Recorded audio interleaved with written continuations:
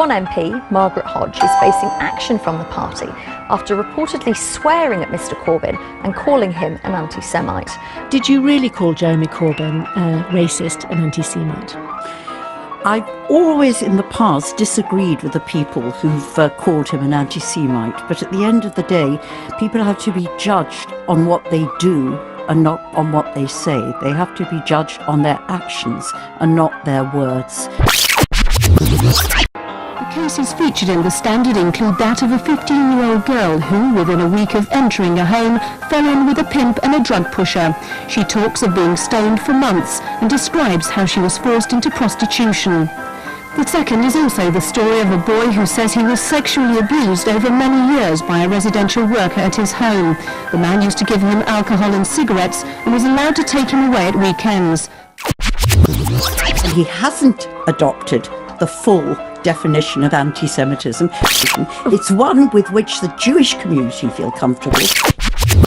Former social worker Will Islington says his complaints about staff at one home were dismissed out of hand by management.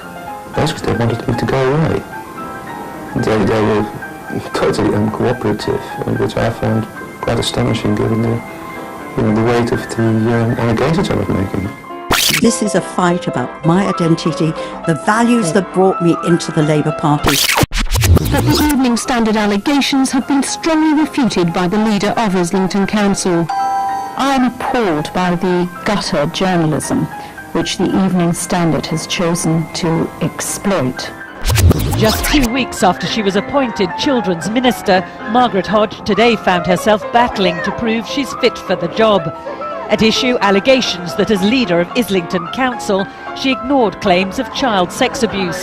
Today, she insisted while she'd made mistakes, she'd also learnt from them. I did make a bad error of judgment in believing at that time that there was no substance to the allegation. But I have learnt from that mistake, and I've had 12 years to think about those issues, to read through them, and in some ways that equips me better. People out there who are concerned about vulnerable children and children who are at risk must be really worried that here is a lady who has a proven track record of not looking after children being appointed as Minister for Children. What on earth is the Prime Minister thinking of? But for now, Tony Blair is standing by his minister. Libby Vina, ITV News, Westminster. It's not what you say, it's what you do.